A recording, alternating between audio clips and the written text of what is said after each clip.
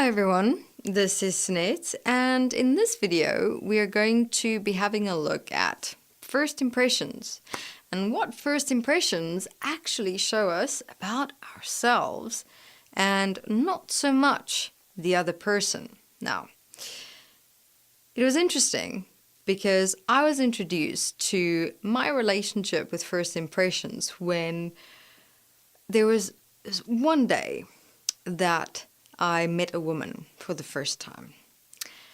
And upon observing her and her walking up to the table, we were sitting at a restaurant waiting for her. And she walked in. And as I looked at her, I suddenly had thoughts and inner dialogues and experiences coming up in me so specifically, so clearly, so loudly that it literally shocked me. Like I shook my head and I took a breath and I sat back and I asked myself, whoa, what's going on here? Because I have never seen this woman nor spoken to her. I have only heard her name. I've not heard anything about her. Nothing in me, in any way, knew. I had no information existing in me or my mind about her. And yet, here I was sitting, and all this information was coming up in me, and all of it was projected onto her. Judgments, reactions, projections, imaginations, like literally having a conversation already. She was walking up from quite far, so obviously my mind also had time for all that information to be processing, but it was just, coming up. And even as she was sitting down and I started communicating with her and talking to her, just this rush of information. And it took me quite some time to really breathe in and out and slow myself down and ground myself and constantly, having to remind myself that, hey, meeting her for the first time, focus on her words, focus on who she is, yes, in this moment, what I can tell about her from this momentary meeting. And it was like such a conflictual struggle within myself during that whole experience to constantly have to shift my focus and attention to reality, the physical, this moment here, and not with all this information and experiences that was coming up in my head. But that one significant moment changed my relationship with first impressions from that moment on in my process. And, not only because of all the information and experiences that were coming up in me, but, even in the most subtlest of moments where I may have a simple thought or an idea or an experience coming up in relation to another person I am meeting for the first time, I, with a very wary eye, look at that information coming up in my mind.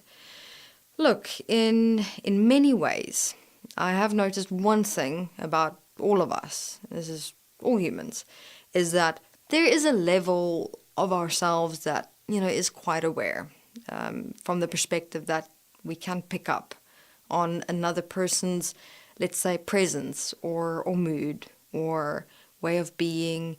We can get a sense initially, but even then, with that initial sensing, sometimes it is completely correct, that which we initially sensed is a person's entire self-definition. Let's say you pick up a certain mood or personality or character and just the way that they are and behave, and you do kind of get an impression of them. But, also then as you get to know them, you see, okay, yes, what you initially sensed in the first impression that you got is their overall definition and behavior and who they are and how they are. But there's also, a bit more. about them that's fascinating, that's intriguing, that's interesting, that you could be curious about. But always, whenever I have sensed someone initially in the first impression, let's say correctly, even then I don't go, yes, I was right. I know I must always trust myself whenever I get a first impression from someone, whenever I sense anything of them, because I knew it. I knew that they were this way and that way and that way and that way. And look, they are like that. So mainly I've also found, first impressions, especially in my past, was a very egotistical game. It was more to validate my own, apparent great gifts of sensing, of awareness. But that's something we all actually can do. We all have the ability to do that. Just the one thing is that we don't yet know how to actually access that ability, that natural gift and skill, actually use it in a way to not only sense others, but also sense ourselves. What is our first impression of ourselves every single day when we stand in front of the mirror? What presence are we resonating? What person are we becoming and embodying on that day, in that moment? Who are we deciding to be in that day? Are we going to decide and create and live a self that we'd like to impress on others in a way that will support us and others? So I'll in videos to come also share with you how I rather turn the whole first impression process onto myself and use it in a way to assist and support me in my everyday life. But mainly for this video, what I'd like you to take with you is, instead of that sometimes when I was correct about sensing a person and then going, yeah, I was right, and feeding my own ego, I would rather go, okay, this is interesting. So if I could sense that person so strongly and so correctly, how can I actually assist and support them? Now, especially if I did initially sense, for example, things like insecurities or fears or anxieties or depression, or some sadness. And the more I get to know them, I'd actually assist and support them through it. Because then you also get the real consequential relationship that people create with others where, oh no, I've sensed something negative from them, and then they run away. Instead of realizing, hey, we could all be sensing one another for some reason, for that relationship to develop, to be there, to assist and support. We don't know the impact or effect or influence we can have on another person's life if we give them the patience and the time to actually get to know them. We don't know what doors may open up in lessons that we can learn about ourselves, that they can learn about themselves, and how that would be paid forward, in years to come. So not only that, but what I've also done is realized that whenever I have an overwhelming stream of thoughts and inner dialogue and experiences coming up in me in relation to someone I'm meeting for the first time, is that everything that came up in my mind was more about myself. It got triggered from memories and just connections and ideas and words that I have collected, in my mind. And this woman who I met for the first time that changed my relationship to first impressions forever, she was fascinating because that moment was so perfect, for my process.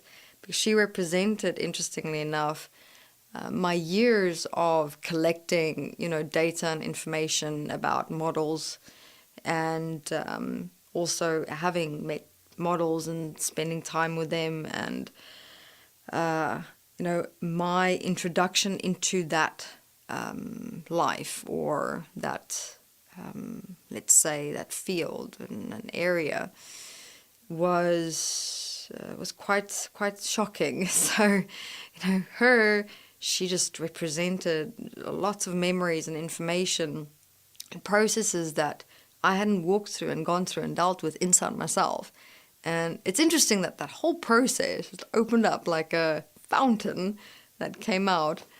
And if I weren't yet as aware as I was of my mind, myself, I would have very quickly created a first impression of her based on issues and problems inside myself that I hadn't yet dealt with.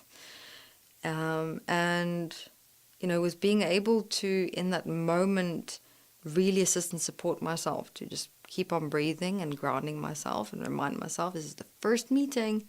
Don't know this person yet. It is only a sensing and a kind of getting to know. That we had a wonderful relationship and still do after many years. So much to learn about first impressions and much more to come. But quite a few dimensions and points to take with you for this video. Thank you very much, everyone.